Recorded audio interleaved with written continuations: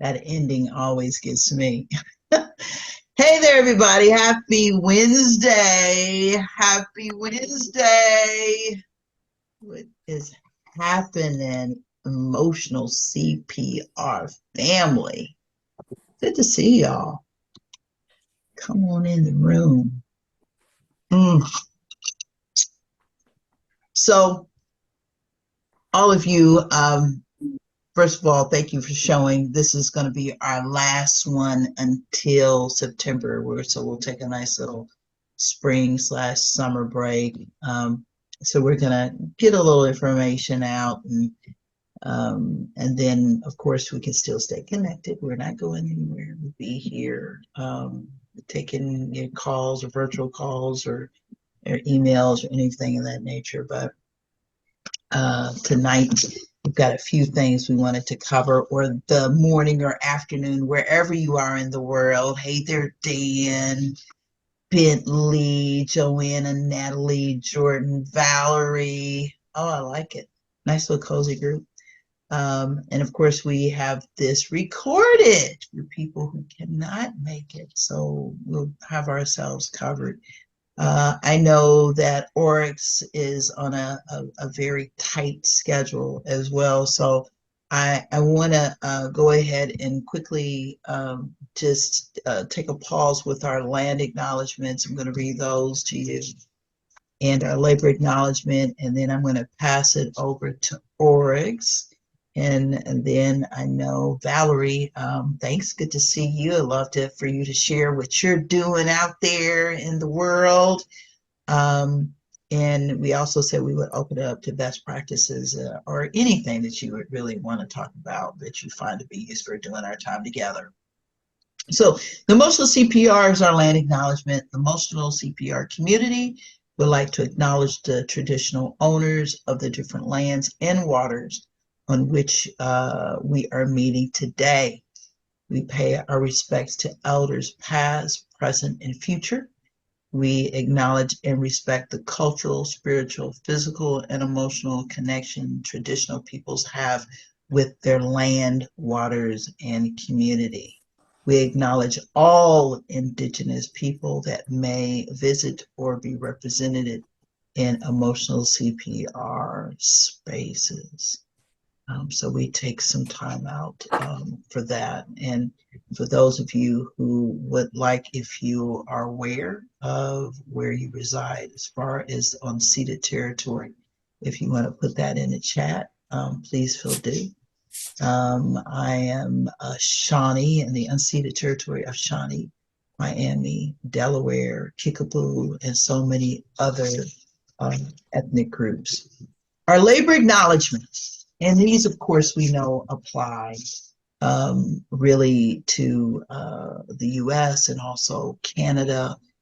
We understand the rest of the world would probably have their own land acknowledgement and labor acknowledgements because we all have our own history that deals with trauma and especially generational trauma. So this one really applies here to the United States and also Canada as well, in the Caribbean and many places in the world where Black people were stolen from Africa and brought to various places around the world.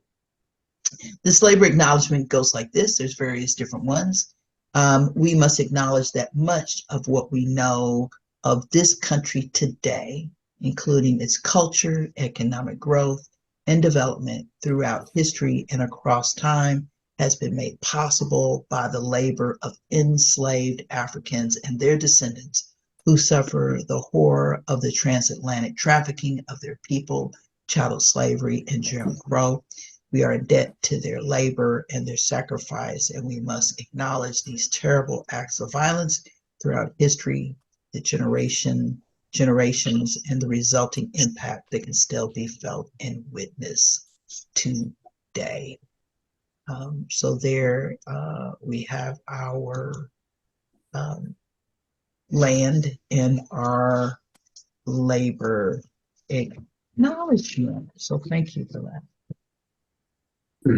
All righty.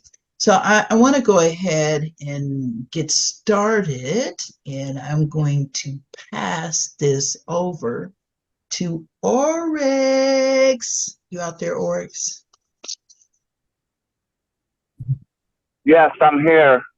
All righty. I know that you Can wanted you hear me okay? I can hear you good. I just know that you wanted to share some things with everyone, um, and I Yes, wanted to yes, pass it over yeah, with you. yeah. First off, I have a 15-year-old daughter, and anytime a 15-year-old child wants to spend some time with you, you need to drop everything. So she really wanted me to go to her crew race today. She's trying crew, and she's racing, and she wants me to be there. Um, and she made the varsity team. She'd never done it before. There's 4 spots on the boat, and she made the varsity as a freshman. So I am gonna go check her out in doing that. So I can't be on very long, um, but I just wanted to say I think we're in a really good place with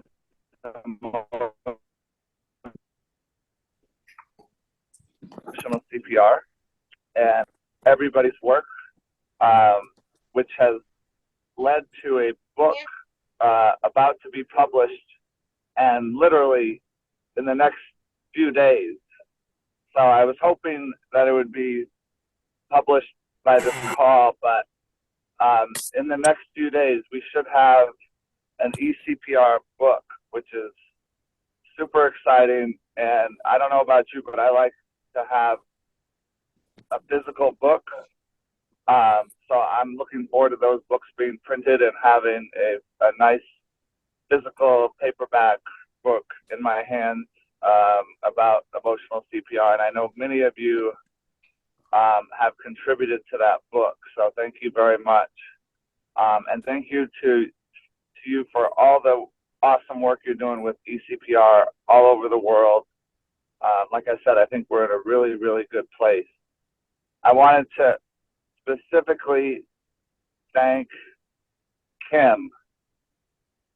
Kim, you're amazing to work with. You know, we talk a lot, and I can tell you that Kim is working extremely hard. So everything she does with grace, and she excels at it, and she works extremely hard at everything she does. And I'm sure she's going to give you an update on the BIPOC research trainings that are happening. But I just wanted to really express my gratitude for Kim. She is really excelling in her role as director of training, and thank you.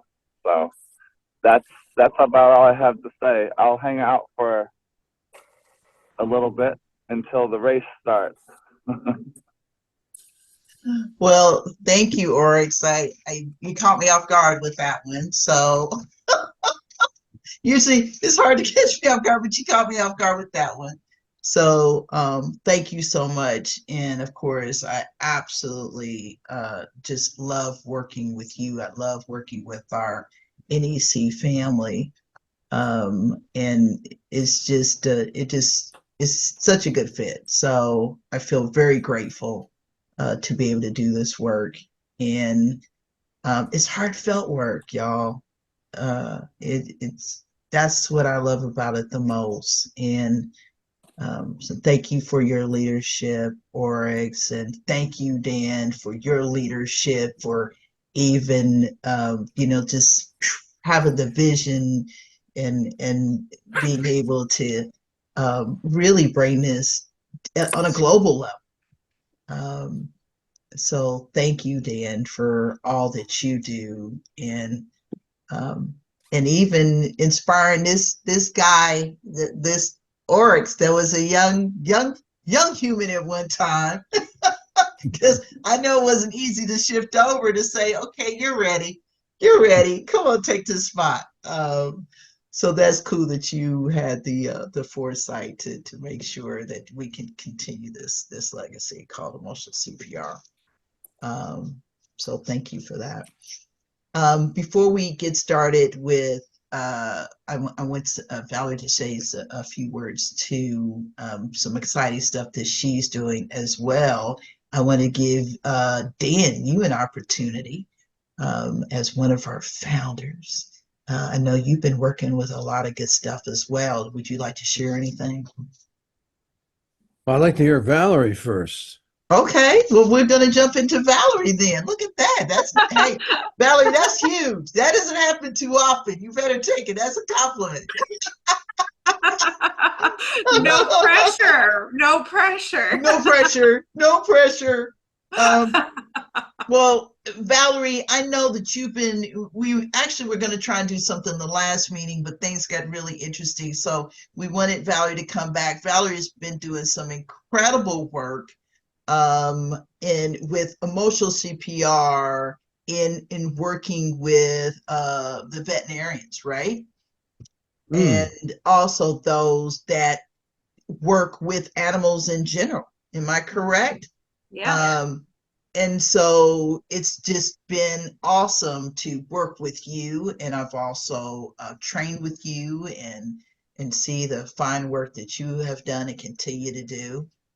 And would you like to maybe share with everybody so they get a reminder about who you are, what you do, and some of the work that you've been doing to bring an emotional CPR to those that work with animals?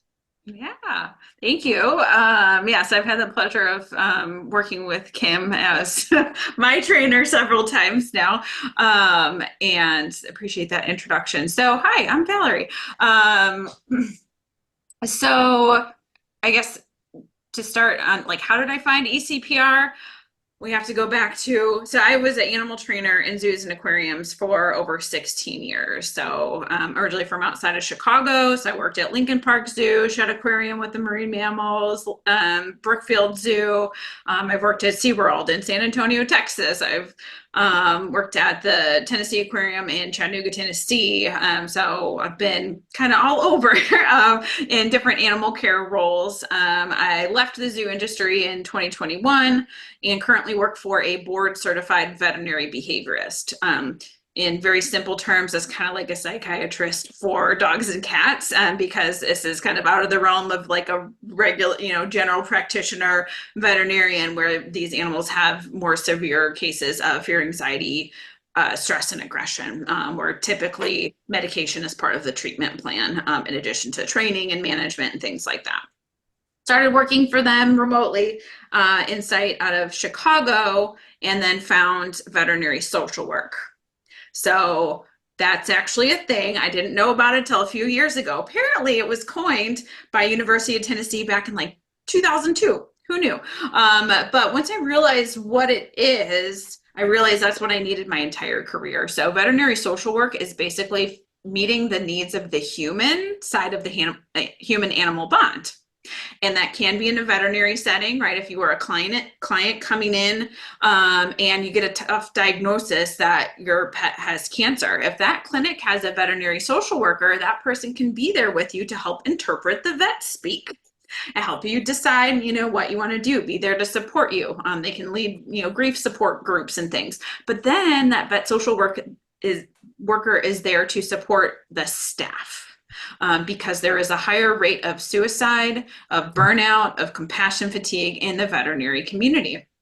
And so being there on the front lines in clinic to support those humans on a day-to-day basis can help build their resiliency and help hopefully reduce those numbers for that population.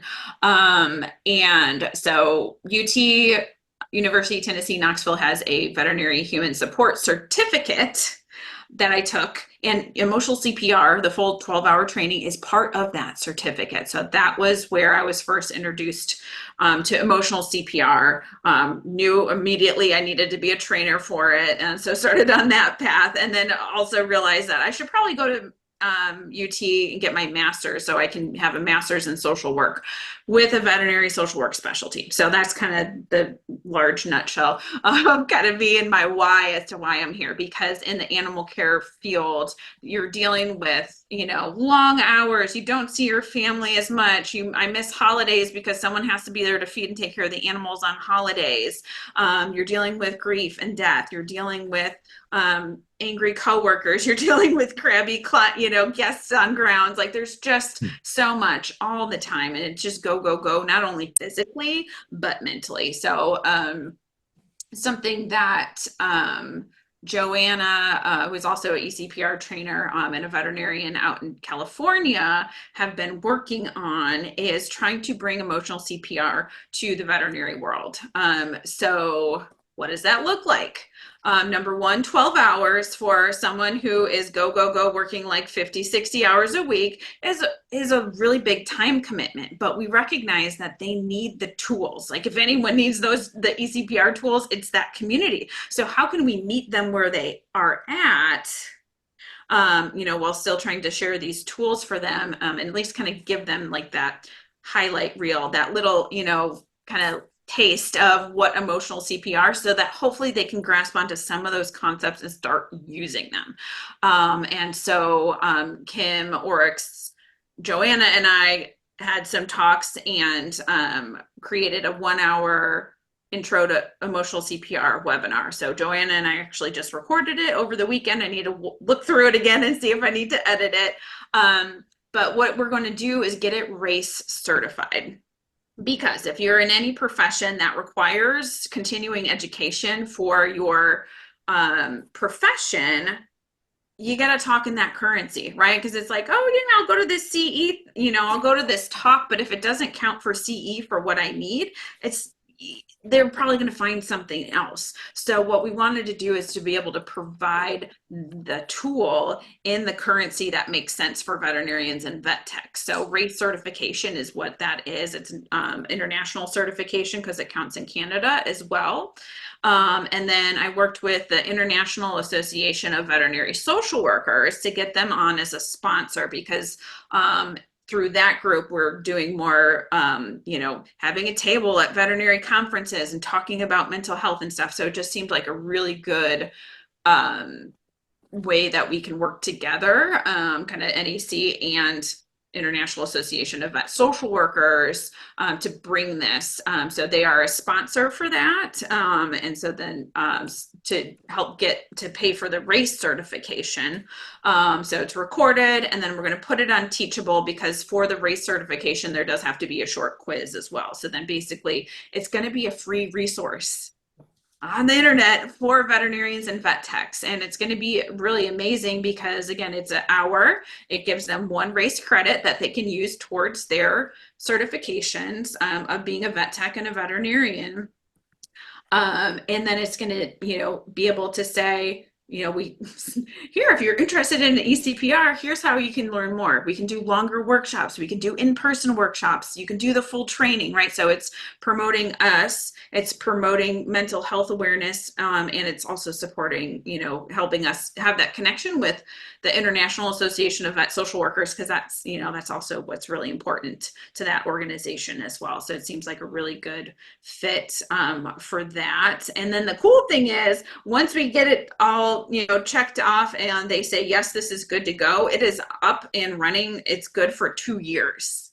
So that is also, pretty good bang for our buck. It's $200 per RACE credit to get approved, but it's up for 2 years, right? So you think about all the leads we might get for additional workshops and things like that, just getting our name and what we are doing with emotional CPR out there into the world through that webinar. So I'm really excited about that. I've also been doing 2-hour workshops for another group I'm part of. It's called GRAY. So it's growing resiliency for aquarium and zoo employees.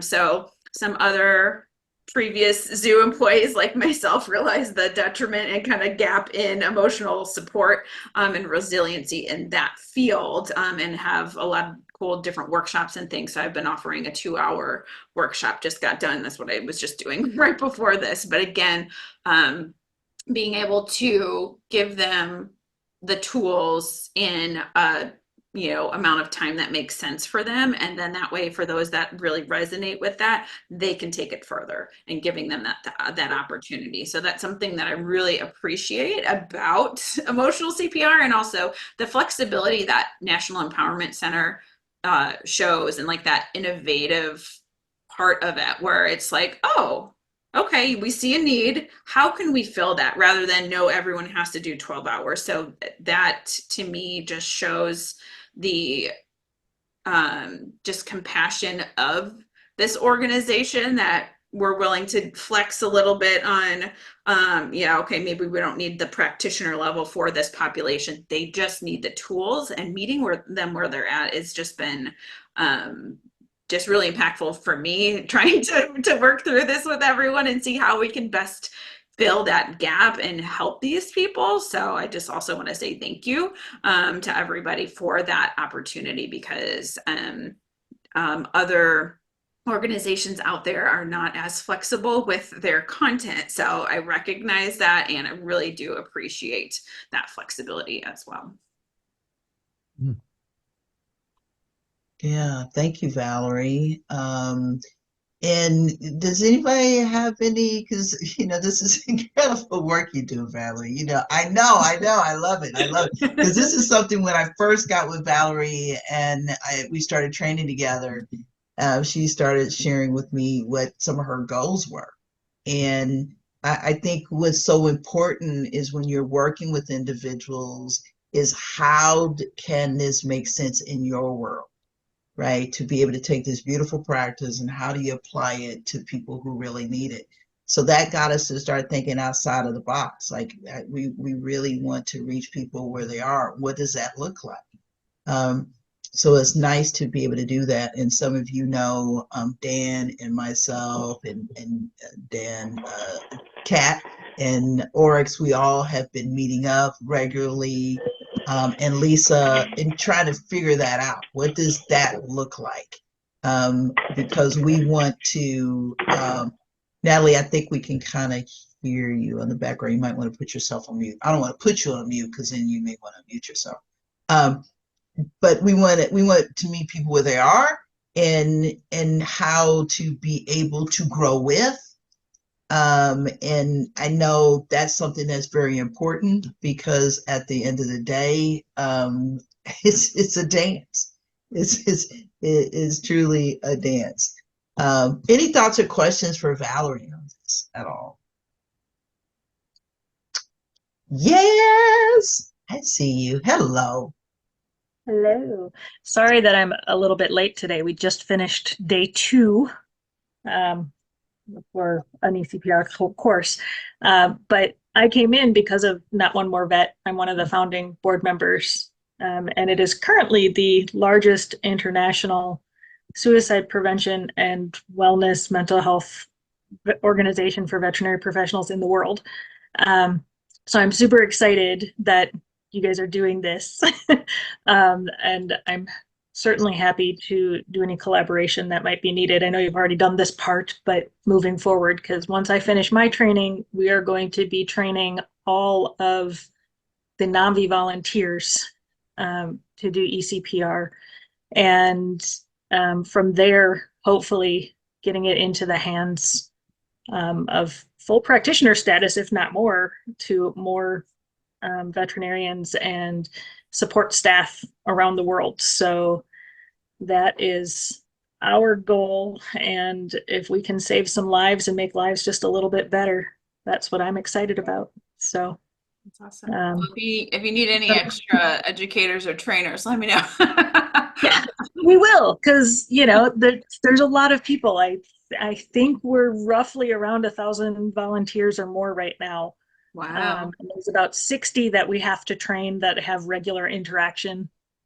But yeah, it's going to be a big deal once we get moving on it. So I just wanted to say thank you, and I'm glad that Joanna and I are not the only ones working with the veterinary community on doing this, because it's exhausting. Yeah. So thank you. Yeah. Thanks, Melanie. It's so good to see your face, and to see you. I know, Dan, you had something to say, and then I see Vicky as well.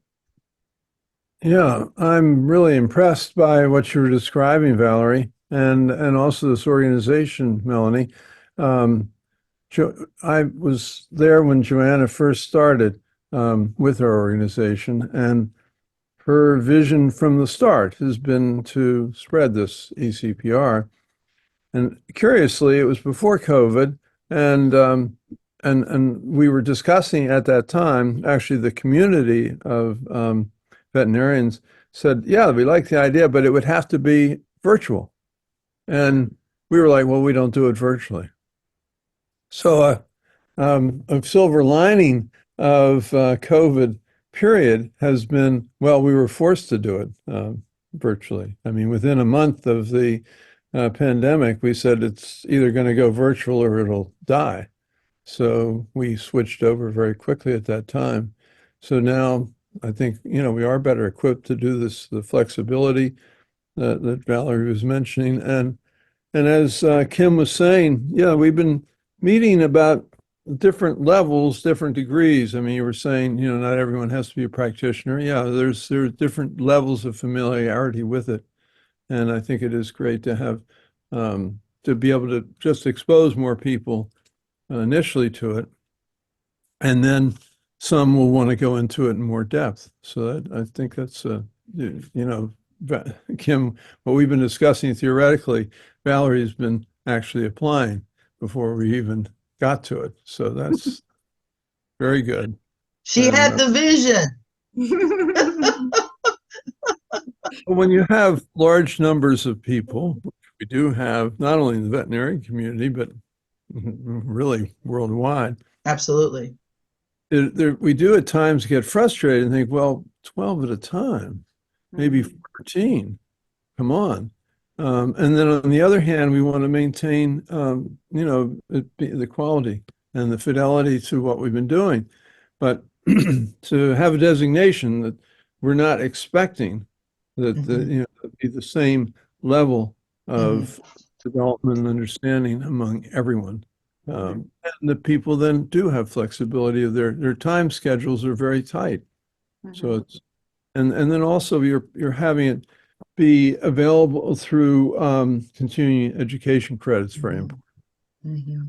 And UT, trying to remember her name, is the woman there who was the first sort of speaker about this and set up the first. I can see her picture, but I can't remember her name. You know who Well, Dr. Elizabeth Strand is the one who started That's the Vet Social one. Work. Yeah. She had the vision. Yeah, I mean the initial vision, but Yeah. it's great that you're carrying it out further, because I had not heard of this. I didn't know that, there's such a risk of suicide among veterinarians. But I just met a retired veterinarian and I brought this up to him. He said, "Oh yeah, it's very stressful." And the euthanasia he cited especially. He said it's just very painful to have to do that. And he said that was becoming a majority of his work. He was there to support life among the animals, but they had to support them out of this life. So anyway, it's a long Absolutely. way of saying thank you. Yeah, absolutely. Vicky. Ooh. Hi, I'm sorry. I just came in quite a few minutes late because of bad traffic in New Haven. Are we talking about like military vets or veterinarians? Veterinarians. Veterinarians. Yeah. Yeah. Animal. Yeah. The work that she's doing is with veterinarians. Yes. Oh, okay. Now, because Daniel just helped me understand it, because I was going to say we've got the West Haven Veterans Administration. We have a lot of vets committing suicide also. Yeah, absolutely. No, they could Absolutely. use it. I didn't think was so. Go ahead, Vicky. And one of the things that I was wanting to ask is also if we could have more flexibility, because I just completed a training in March, 12 to 4, Monday, Wednesday, Friday, and I wanted to be on the training this week for Monday, Wednesday, Friday, 12 to 4, but that's like a real killer for most people. So, how can we get trainings available? I do a trauma healing training that's an hour and a half for 6 weeks. It's once a week for 6 weeks. Is it possible to offer something like that? Because I think a lot more people would be able to do it rather than We having these huge chunks of time. we actually are. We've been piloting for a while, and that's something that we've been trying to see how it works before we just kind of put it out there. But let me give you the different forms of what we've been piloting and that I've been doing quite often, matter of fact. One is we've been doing lunch and learns. You know how you get people that call non-for-profits, whatever, it could be a conference, anything. They want to learn more about emotional CPR. So lunch and learn, and it's a way that we, have a certain amount of slides. We keep it nice, short, and sweet, and we can offer that. And that's any of you. It's not just any seed. Any of you can do. This is what Dan was talking about. Different ways of being able to be active with emotional CPR, right? So those of you who are educators or trainers, you may not consider yourself a very active trainer or educator, right? But you say, you know what, I really like to present. That's my sweet spot. So you can offer these, and depending on the organization, they're paid. That might be something that you get paid to do, or something that you may say, I don't care. Somebody's asked me to come in and speak to the graduates at my university in social work or veterinarians or whatever, and talk about emotional CPR. That's totally on you. Another opportunity, we are also have pilot half-day trainings, and we call these introduction to emotional CPR. So they're half-day trainings. I've been able to actually do a real play within the half-day training. So that's one thing that you can do. And not everybody, gets to do a spinoff, but they can actually see it. I might use a volunteer. It doesn't require another trainer. The other one, I guess we're kind of talking about best practices, aren't we? The other one is a full day training, is a full day training. And we used to just offer this to those that have been super, super busy. Now we realize that, this might work for many people. This doesn't give you your 2-day certification, like Dan said, but this will give you to be able, if you're doing it virtually, you can do it to 20, you can do it 30. I've done as big as 40 or 50 people on a full day training virtually. I wouldn't recommend any bigger, because sometimes it gets kind of lost. Now, let me tell you what I've done with this introduction. They're all introductions, or we have done it, emotional CPR in the workplace. We've called it that as well, did a pilot on that. But what we've been able to do when we do it virtually like that, I've been able to, at the very end, they get to see a real play. I use a volunteer. That goes over really well, believe it or not. And then we can actually spin them off in groups of 2. If you have it like about, let's say your max is 30 or 40, you can spin them off in groups of 2 and just say, I'm just going to put you in a room, and all I want you to do is just practice connection. That requires just listening, right?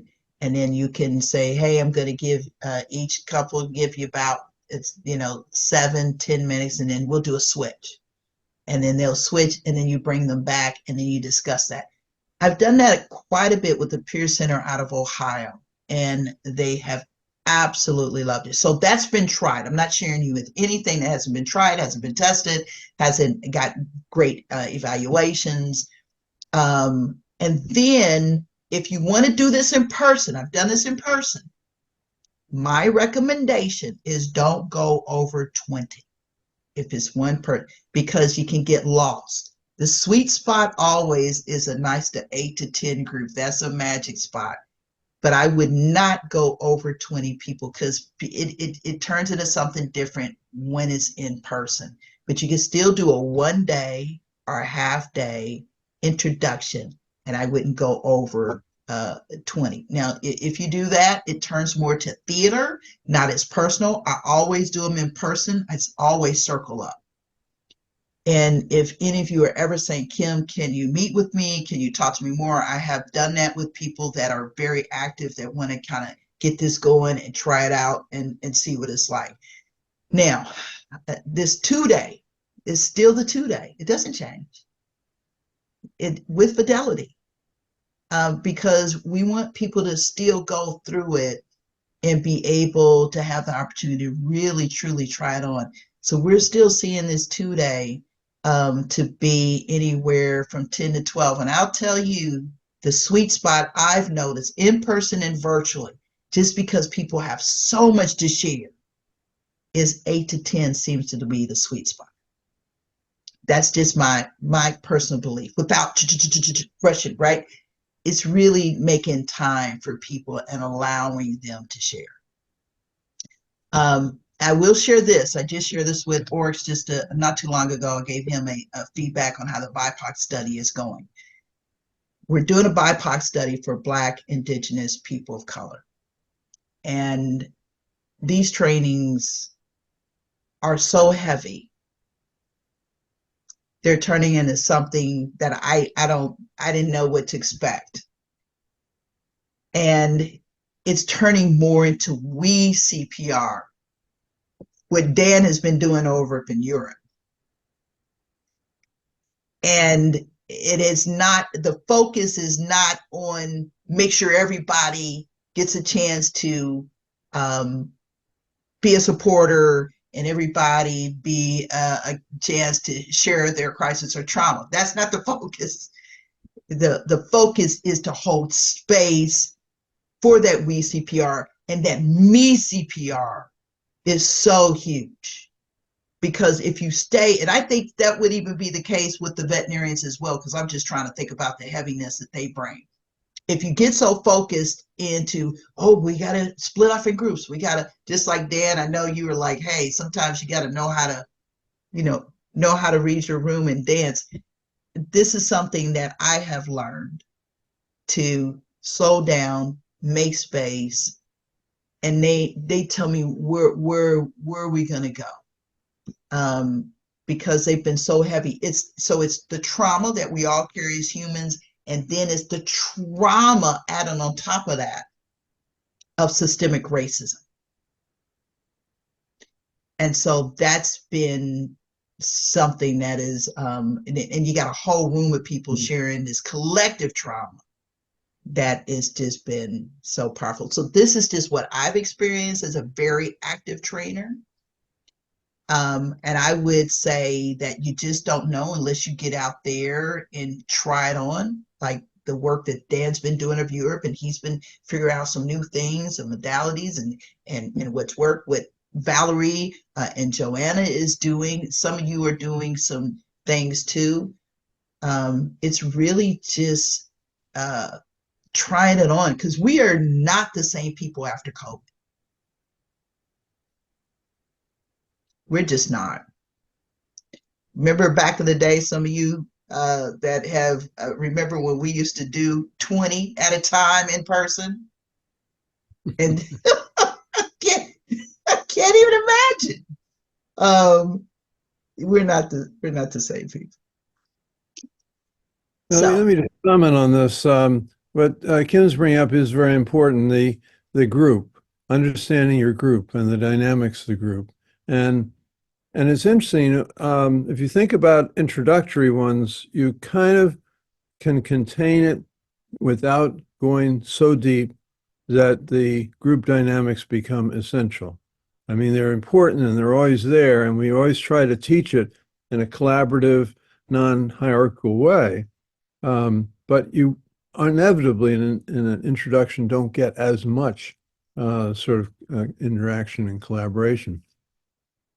As soon as you get deeper, as soon as you have something like day 2, the group becomes essential. I think there's no like, well, we'll do one format out of it without the group, focus, and then one with it.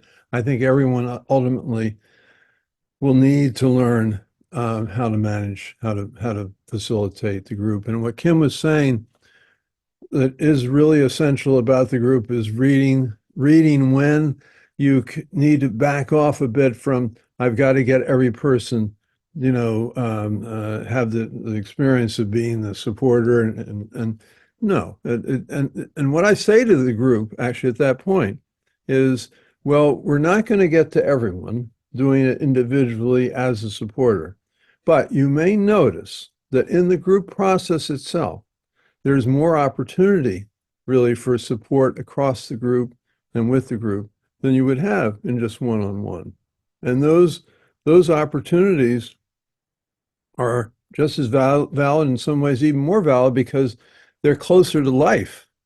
In life situations, you don't go, oh, well, I'm just going to only focus on this one person. And we did originally develop it as eCPR. I don't know, the cover still has it on the resource book, for people, crisis support for people in distress. But actually, in the book, the title of the book, I think we did change the title, and said emotional CPR. This is for people in distress, and so that you recognize then that it's generalizable, so that people aren't like, well, it's just when someone is, tottering about whether they're going to live or not, or go into psychosis or not. No, it's everyday process. And I really do hope that, we'll be able to spread it more readily that way, so that people are like, oh, this isn't just for crisis workers, or this isn't just for peers. Some places think it's just for people with lived experience. No, it's not. It's for everyone. But it takes a while for the people that are higher in the hierarchy to think that they need to share something. We need to reach them, though, because they're pulling the levers of power.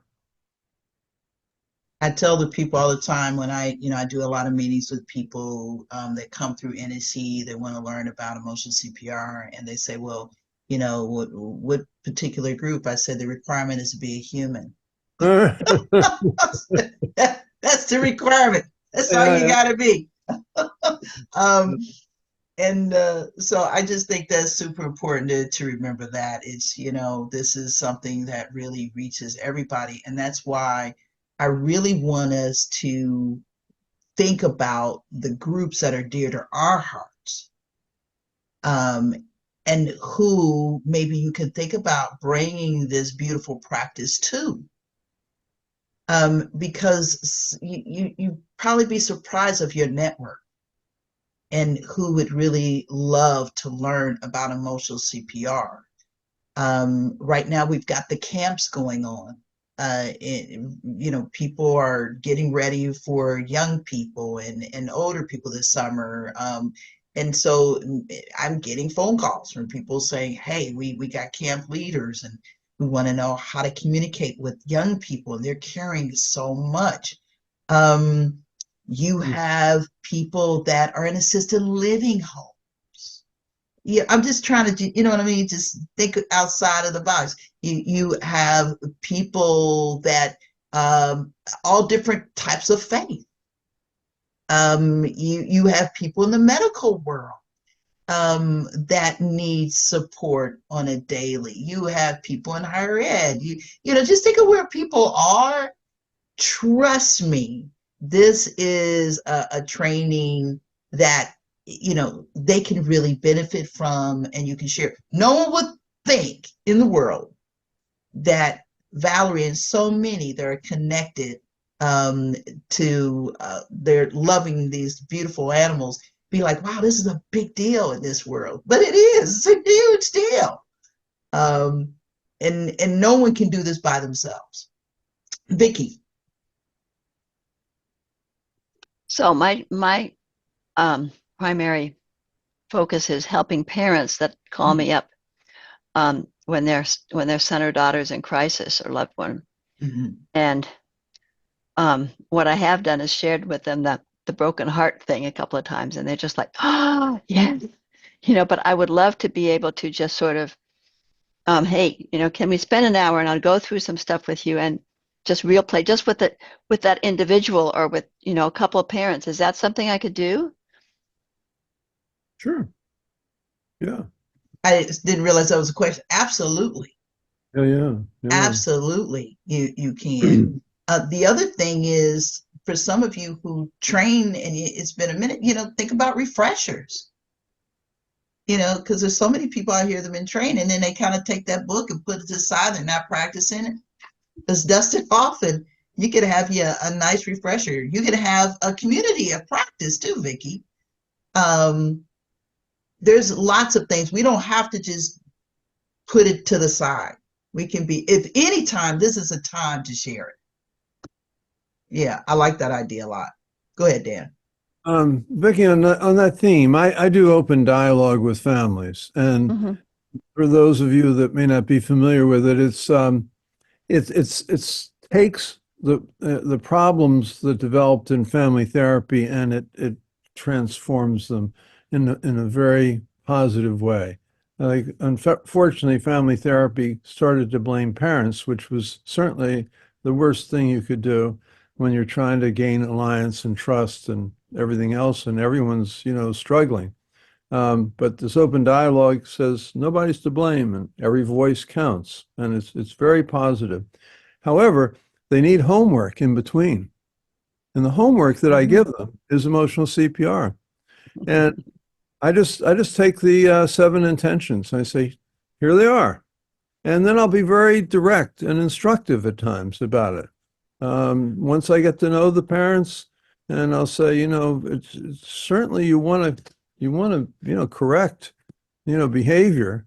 You want to make useful suggestions for your son or daughter.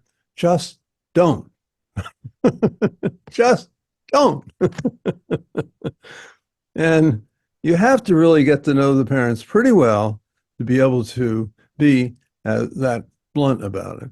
But in several instances, I have gotten to know them well enough. And there was one family where the person of focus, that's what they call the person who in distress, usually, young adult, usually male. What he did was he put the intentions up on the refrigerator, and he'd say to his parents, "You're not following these intentions." That's fantastic. Says here, the number 4, don't fix it. Well, that means, don't fix me. So it does give something for them to discuss and to work towards in between meetings and at the meetings themselves. When it comes up, there's an instructive moment. So then it can occur in groups as well. It's been now used in ongoing groups at times, an emotional CPR group. That's something that my daughter has been doing that Kim was referring to. And they're 2 hours long. They meet on a weekly basis, and they've had the sort of instructive part already. What they're doing is it's not even practice. It's just being together in an eCPR way of being together. And this, again, I think for parents could be very helpful for any sort of group that's going through a shared struggle. For my daughter's situation, it's a community, a queer community, and they all are, one way or another, subjected to daily trauma. So they can share with it, but also use the common language and the common philosophy of emotional CPR. So I think for parent-to-parent groups, I know that NAMI does parent-to-parent groups, but I think they tend to be a little bit more medical. Not mine. Not yours, probably. No, yours isn't. But Vicky Vicki, said, you're no, an not today. outlier. Well, Connecticut's more and more an outlier, by the way. I'm very aware of that. And whenever I say anything about NAMI, I always cite Connecticut and say there is a state that has not been supportive of outpatient commitment, for instance, which I think is terrific. There are only 3 of us left, only 3 states. And in Massachusetts, the NAMI says we're not going to take a position, that's wonderful. If you're, I mean, people aren't familiar with the outpatient commitment. It's not a really helpful way to develop trust between yourself and someone in your family, because what it says is you're out of the hospital, but you're not. You're out of the hospital, but you don't have choices. And you constantly have over your head the threat that at any moment, even if you don't meet the criteria for committability any longer, you can be sent to a hospital. So I understand the desperation. This is a whole nother topic I don't want to get into, but I think emotional CPR can lessen the need for such, for such draconian sort of procedures. Thanks, Dan. Right. I have another question. Okay. And we can maybe talk about this offline. Yale had its neuroscience meeting on Saturday, and I happened to run into Kim Forselian-Beelan, who is in charge of the schizophrenia neuropharmacology research group. She wants to know more about open dialogue and eCPR. And I was wondering, have you guys done any neurofeedback or putting electrodes on people's heads as they do open dialogue or eCPR? Would that be something that would be an intriguing I'd be thing to intrigued. consider? I'm not ready for it. I mean, although actually Jaakko Seikkala, they might contact him. He was the Finnish guy. I know. Well, and I think he has actually. I think he's been working with couples where he actually with couples puts electrodes on both couples and watches as they interact what happens to their brain waves. I just think that in the atmosphere in the U.S. right now, it would be difficult not to have it turn out to be sort of a deterministic. So, Yeah. Yeah. Okay, thanks. Thanks, Vicki. So what I would really love to do is we're talking about the many opportunities. And oh, by the way, I want you to, when you get a chance, do me a favor. Check out the latest video on YouTube on our National Empowerment YouTube page. And we're speaking of those that work with fur babies. And on Kim's Coffee House chat, I had a really cool interview with Annie Phoenix that wrote this book. And, you know, again, I think it just supports what Valerie is saying, how important, I know, right? How important emotional CPR is to many all over the world. And she sent me this book. I was so pleased she autographed it.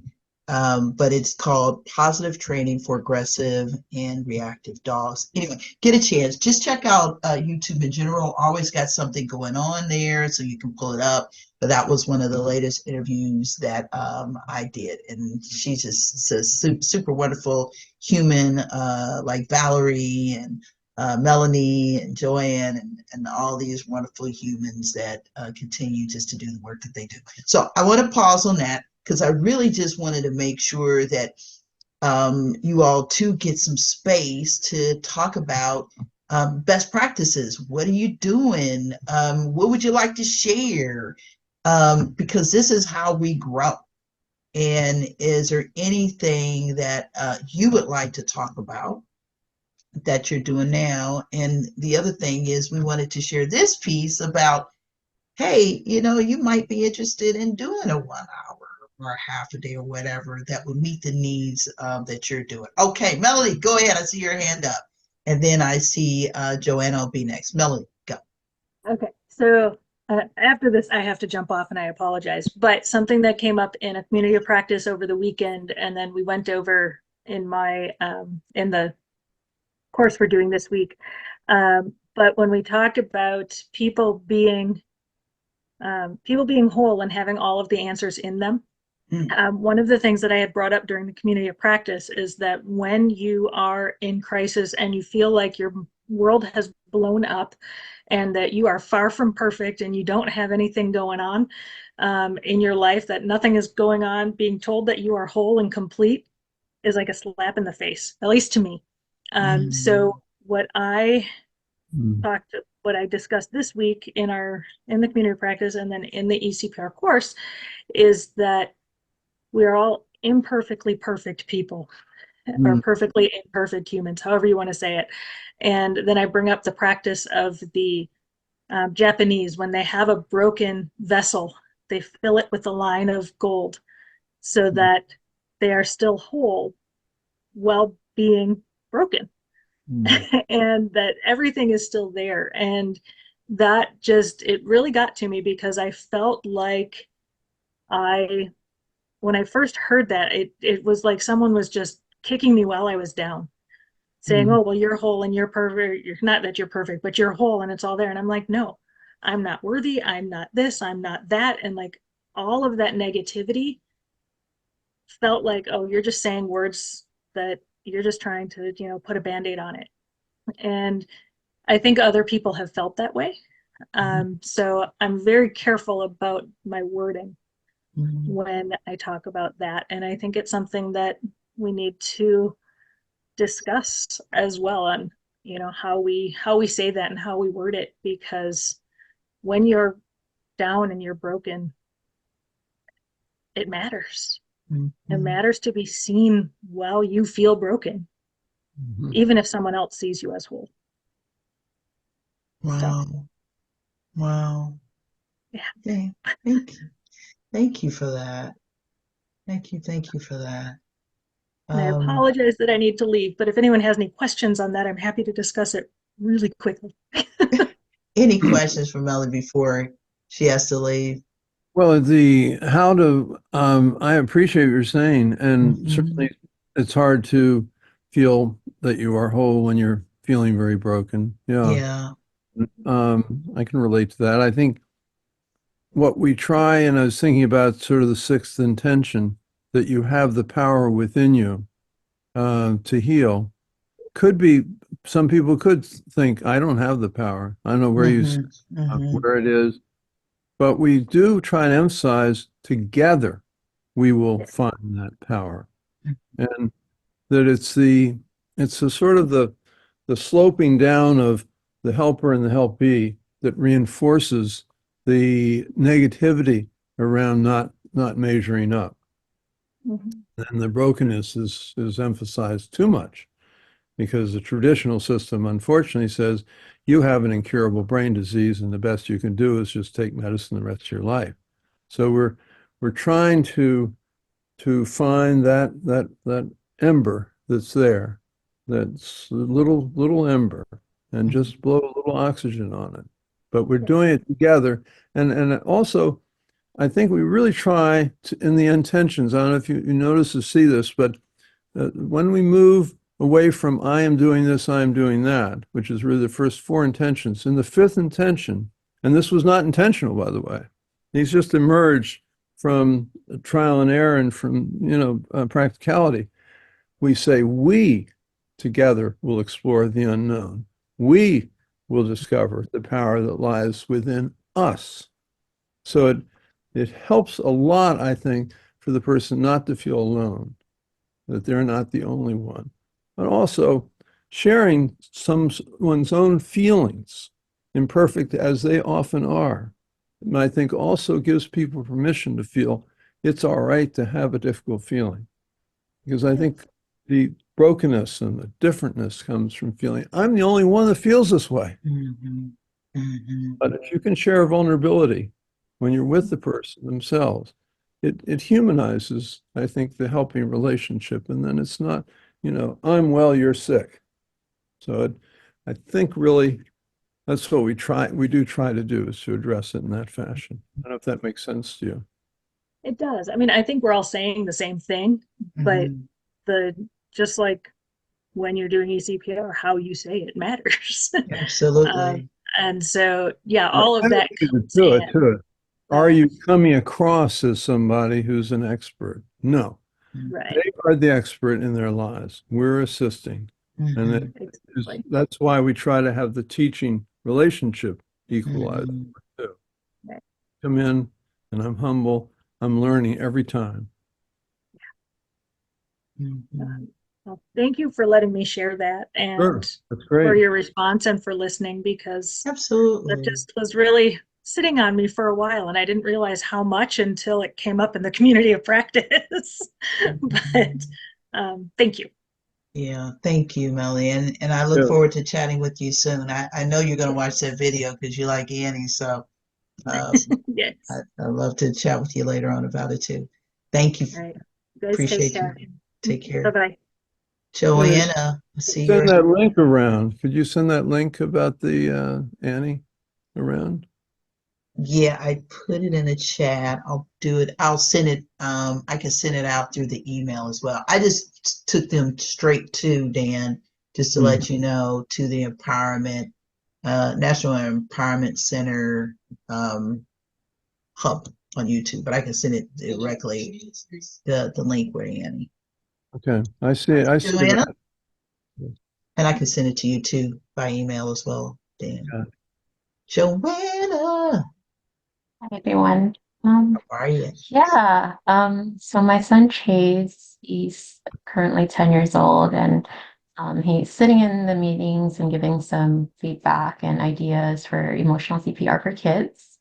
When NEC, he gets up at 5 a.m. for those days that we have those meetings. So he's a trooper. He's also autistic, so Happy Awareness Month, Happy Autism Awareness Month. And he gave his second Board of Education public comment, and I was wondering, like, how are we teaching kids what empowerment means through in a way that, they can think about it for themselves and as it relates to their experiences. So one of the things that my son had been sharing with me were some of his teachers, who make them feel disempowered. And one of his uh, teachers in third grade, she dumped out like a student's desk in front of everyone because it was messy, and then made him pick it up. So kids do feel shame. They are shamed at school comparison. They do it to themselves. So helping them connect with their own feelings and normalizing that for them, and communicating that is really important. And I think eCPR is a great tool, for not just for parents, but for kids, and in their relationship, right? So I was wondering if I could share. He's at school, so he can't be here, but do you want me to share, or should I put the link in and you could open it? Absolutely, you can share. You need permission to screen sharing, or okay? It's only like Has to less be a than 3 co-host. minutes. Hold on, let me give it to you. Let me give you the power. Thank you. There you go. He did give me permission to share. And we love Chase. Chase is just a beautiful human. Love Chase. Let me know if you could hear the video. Okay. Can you hear it? The video? No, okay. I forget how to do that. Share sound. There you go.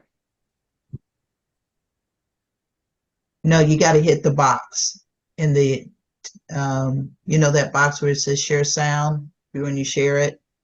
On the right-hand side, you have to hit optimize sound and optimize video. Lower right. Don't see that. So no, You have to not on sharing. the YouTube page. When you're trying to share it, it's at the very bottom. You see where it says share sound? Let me see. So get out of it and start all over again. That might be helpful. Okay, stop share. Stop sharing. And then now hit share screen, and then look at the bottom where it says share sound as a box to check. It says share sound. It doesn't say that for me. Or it says optimize sound and optimize video on the lower right. Do you want to just click on the link and you can share it, Kim? Okay, hold on one second. I got you. So I think when you do like share screen, it says share sound, and it's at the very bottom of it, but it's something that you might miss. I can show you how to work it later, but in the meantime, you're on mute. It says share sound, so. Okay, you got it. Okay, now open it up again. Okay. And then just make sure you're. I'm not sharing that one. Yeah, make sure your volume's all the way Screen. up. Be good to go. There you go, that one. Okay, let's try it again. Okay. Can you hear it?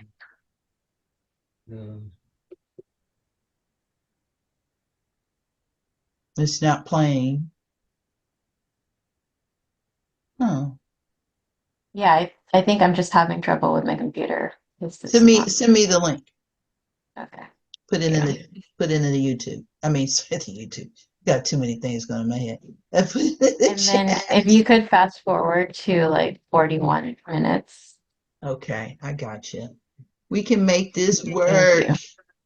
Okay, let me see. Yeah, I what think I need to restart my computer. Okay, no problem. I got you. Um,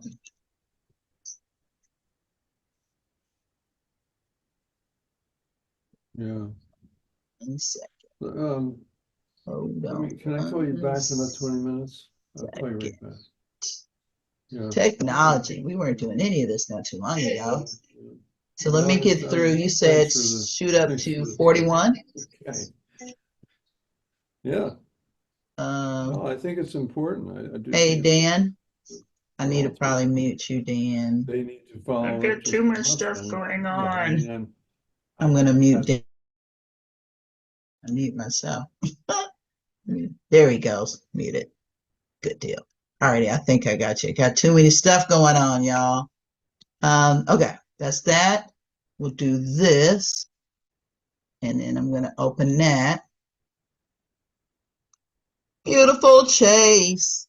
Okay. Now you said you want me to go to 41?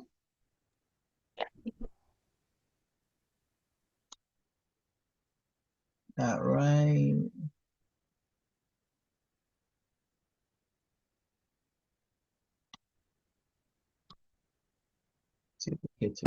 Thank you. Thank you. Okay, now we have You here? quite a few people who'd like to speak on items not listed on the agenda. Comments on an item not listed for discussion today must be about issues that are within the jurisdiction of the board. Please note that due to California law, the board cannot enter into a discussion on any items listed on the agenda. And again, we have 3 minutes, so we will start with Chase, Archangel, and then on deck, so after Chase, we'll have Anna.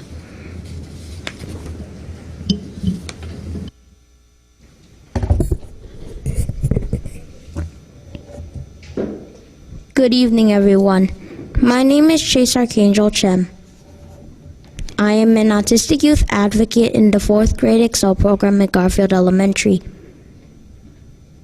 I am here to talk about empowering students. I recently learned about what the school board is, the role of the superintendent, and their responsibilities. I also learned how it is important to advocate at the district level to make better policies and environments. Thank you for voting yes on the grading policy. Also, Happy Autism Awareness Month. My 4th grade teacher, Ms. Torres, has been really empowering this year. She asked questions at the beginning of the year like, what do you need to succeed throughout the year? How can I support you? And so on. She is also very patient, flexible, and empathetic. Ms. Torres sees our individual strengths, needs, improvements, and personalities. These experiences are different from my 2nd and 3rd grade years. One thing that I witnessed in the past was that my 3rd grade teacher dumped out my classmate's desk and made him pick it up in front of everyone because he had a hard time keeping it neat.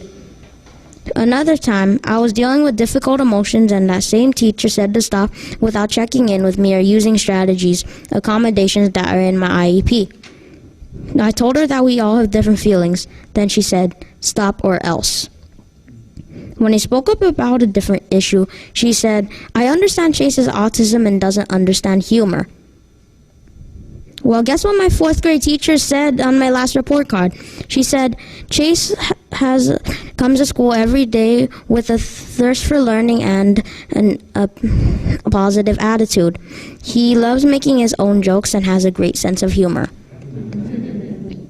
Our voices matter. It matters how we are seen by others, like teachers and school board members, especially when you are making decisions that affect us. How we are seen can greatly influence how we see ourselves. I'll keep coming back to board meetings to help other kids find their voice and feel empowered to use it. Again, Happy Autism Awareness Month, and thank you for listening.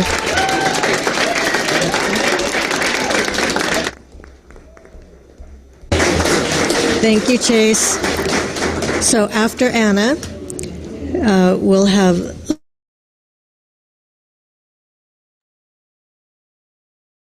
Wow. How's that make you feel, Joanna, seeing Chase like that? proud. I want to give some context, that in December, I disclosed to View Kim, like, Chase was threatened by another student who pulled out something and it's from his backpack. It was a toy gun, but Chase thought it was a real gun and he ran for his life. So he's experienced a lot of things in his life, even recently, and trying to support someone like whether it's someone we care about or a person we just met, um, it's really hard to be in the moment too when you're feeling protected. And so I did have to slow down and, um, just be in that space with him when he was dealing with that. And then it's April, as we progress, like this is something that he wanted to do. He's talked about bullying and things like that and how kids should be supported, but not just on the tougher days, but also on like a regular basis. So I feel really proud, of course, and also, um, eCPR has taught me a lot about, connected parenting. So yeah, I'm really excited to be working with him, to help cultivate his, awareness of what that means for him. Thank you, Joanna. Thank you. And thank you for sharing that video. I feel proud. He's just amazing. Amazing. And you did that. You did that. That's just amazing. I love it. Wow. Well, I don't expect anybody like kind of come after that and feel like you're competing with that. Don't do that. Don't even put yourself in the same category as Chase. Because Chase has their own lane. But I would like to know, we've got about a little bit, about 14 minutes or so. Anybody else would like to share maybe a moment like what Joanne is sharing, even a best practice what Chase has been doing, or anything that you've been doing? Anybody else would like to share?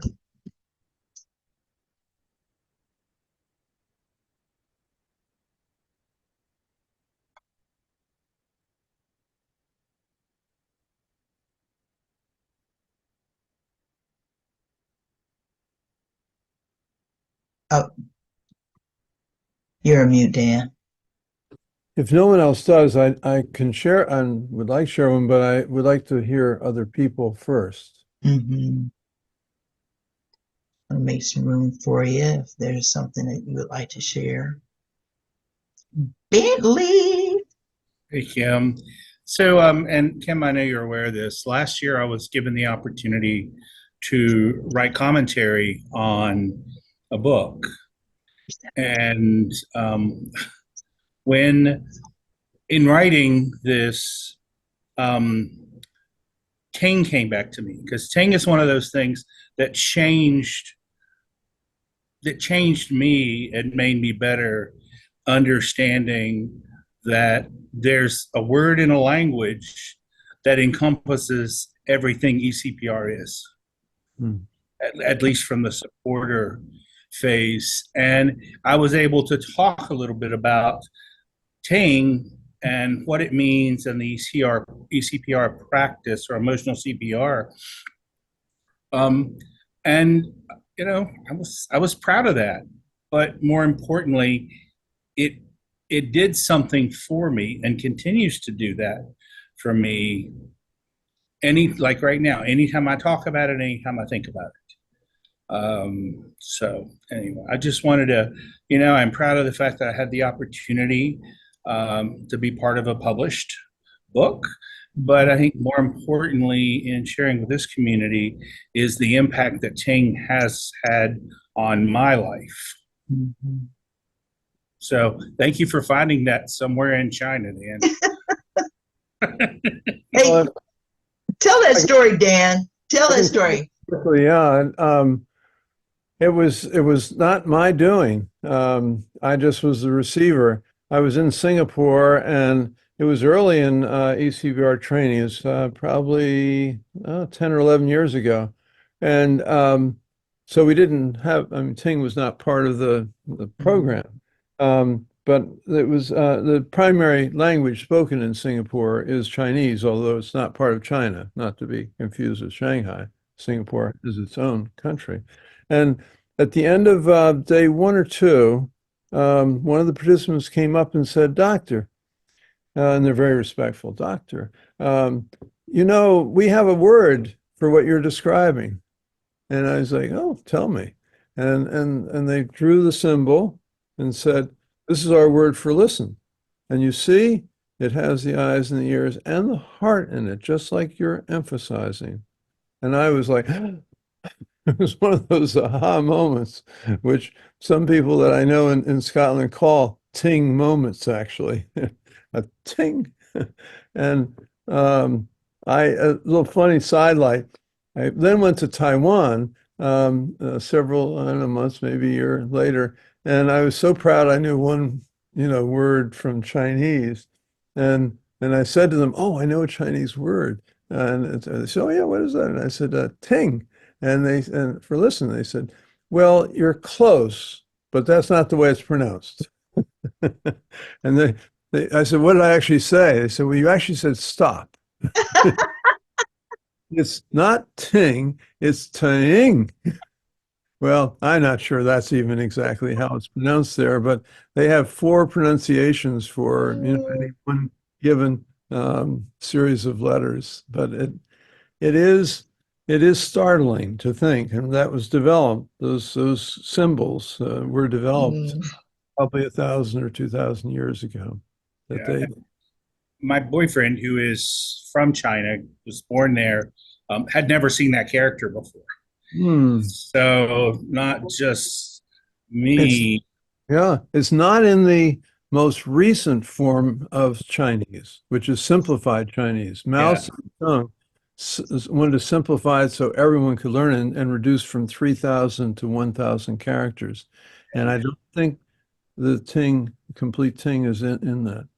Yeah, he broke it down and showed me and told me what each character within the larger character was, but had never seen them in that combination. Hmm. Hmm. Well, thank you very much for sharing that. So, you made me think, Dan, how we have lots of words in English that are the same word if you hear it, but they mean different things. And but you're right, but they only mean different things when the way you say it in the sentence. And so Content. I was thinking about that, like you're saying it, and like, no, you're like, but no, I was just told this. Anyway, anybody that knows me and has trained with me knows I'm always going to bring up that story about Ting and how that was introduced to you. So it's so nice to have you personally say it, and it's coming out of your mouth, Vicky. Yeah, I just want to add to that. It's the difficulty of the simplified Chinese is that it's lost so much richness, such as the Ting, you know, and that's the challenge when we mess too much with our cultural heritage. True. Just saying. Their Well, word I for would have to love do a is whole different training if we went there. And I That's don't a know if y'all ready conference. for that tonight. So No, I'm that's a going, conference, Kim. That's not a training. That's a conference. But Kim, one thing I yes, did notice at the yes. neuroscience conference, there's a girl from Thailand there who's a psychiatrist, and she clearly has trauma from being from Thailand because I met a guy who was passing by from and he had an Arabic sounding name. So I said, "Oh, Tarafiati, I know a little bit of Arabic. Where are you from?" And he goes, "Oh, I'm from Lebanon." I said, "So that's so cool, blah blah blah." And afterwards, she reprimanded me and she goes, "Well, those of us who are immigrants, we want to pretend like we want to feel like we're 100% American, and we don't want anyone ever asking us where we're from." And I'm like, wow, embrace and and rejoice in your cultural heritage. Don't feel like you have to be a melting pot. We are all immigrants. And I just realized that there's trauma there, you know?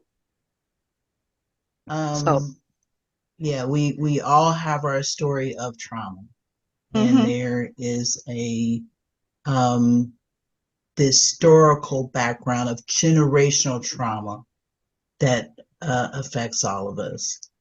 And and I think that's the reason why we are doing this BIPOC study, because it helps us to dive into another level of it. Mm-hmm. And I think it's important that we just remember, and that's why it's so important when we start our training off with a cultural empathy slide first, is really just to tell everybody they are welcome, because we all Mm-hmm. have our own stuff. And what's so important is that we continue to learn, to make space, um, because there's so much to learn, just like what you learned on the spot from that young lady.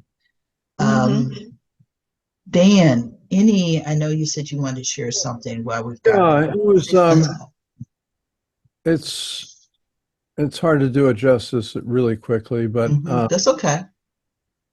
it brings together some of the points that Vicky's brought up about working with families, with a person identified as, and as they say in open dialogue, the person of focus, because they try not to say, you know, it's just one person's problem. But this particular family, I really, really had to use all the emotional CPR that I had, you know, accumulated from my own experience and my own development. Um, and it was just a very, very, very stressful evening two nights ago. And I generally say to families, you can call me anytime. Just sometimes it distresses my wife. We were actually on our way back from a Seder, and and this young man is sort of the person of focus, had really gotten into a very, very distressed state.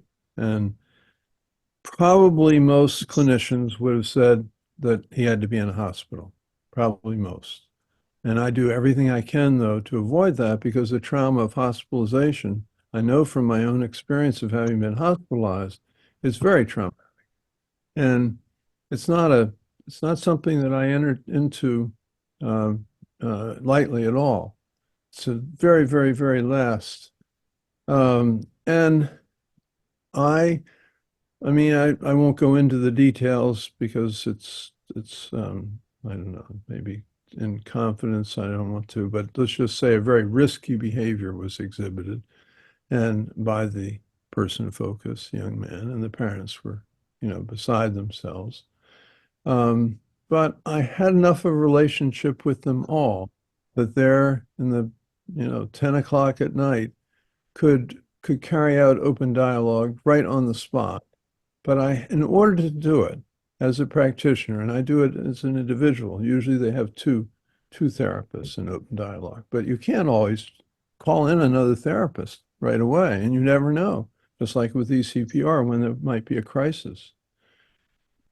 And I was able to engage all three of them sufficiently.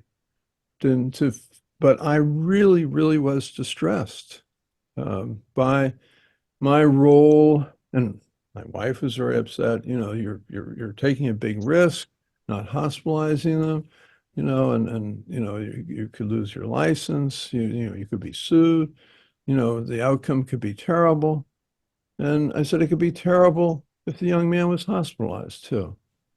And and the key thing really was I had to be very directive with the parents. Basically say, I know you're trying to help, but you're kind of making it worse by saying it's all his fault. And I think we switched from it's the parents' fault, we switched over to it's the young person's fault. But it's a dialogue, it's a dynamic, it's an interaction. Finally, I just said to them, to the parents right in front of him, because he felt like he had no ally whatsoever. And I said, it sounds like you all have been drinking. Because they said, well, he's been drinking too much. I said, well, how about you all as parents? Have you been drinking too? Well, yeah, but it's his problem. He's got the problem. We don't have the problem. I said, I'm only going to work with you all if you all stop drinking. Period. I can't work with you if any of you continue this. And I felt like saying to him, look, I know you all in your 70s, but I'm 80 years old, so I've got a lot of life experience here. And I want you to know that this is dangerous for everyone involved. And I just told them the distress that I felt in this judgment, this decision. They were like, what are we going to do? What are we going to do? And I said, he's going to stay right there. You're going to call me in the morning. But I'm not going to put him through the trauma of a hospitalization. And it was a risk. But I felt that the emotional CPR enabled me to talk with him through the crisis. And, he's screaming and upset and angry. I said, I hear you. I'm with you. I hear you. I'm with you.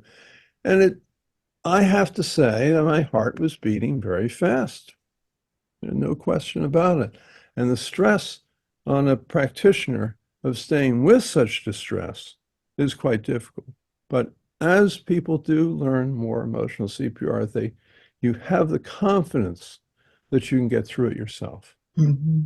Mm-hmm. And if you have that confidence, you don't react with as much panic in a situation like that, then that sets a precedent for the rest of the group to start to calm down and to listen and to interact. Because it's understandable that a practitioner gets very upset and wants to just clamp down. We're going to call the police. I mean, I was ready to do that. Although it's dangerous, a person of color in a white family. I mean, it's white police officers would probably come. So there was an additional danger. But I have to say, I mean, I've had more opportunity than most people because I've been doing it and developing and training it for years, that I have allowed myself through this development to create a place that hopefully, everyone could come to, not to react so quickly. And it's that intention number 2 is very important in that regard. And I was thinking it's almost like count 10 before you react. Because if you're angry, that's going to just like throwing a match onto gasoline. So I'm feeling it. I'm going to allow myself to feel it. I'm feeling it inside. This is upsetting, what you're going through and what you're telling me, but I'm not going to clamp down right at that moment. I'll be strong about it. I'll be secure as possible about it, but I'm not going to react right away. And it is remarkable if you can stick with the first reaction that you have and the first reaction that they have, you can gain a greater sense of space and stability. I just wanted to share that. I'm still feeling it. And Yeah, the call, I can hear it. the call was by that young man, because I said to him, call me anytime. Just call me. Yeah, I can hear it in your voice, Dan. And I'm sure many of us can relate. And I know that I can relate in the sense that this, I tell you all the time how it's changed my life, emotional CPR. But I also know that in those moments where I like you said, I'm having a moment, I'm having a reaction, I'm having my feelings, right? Is to have them and for me to breathe.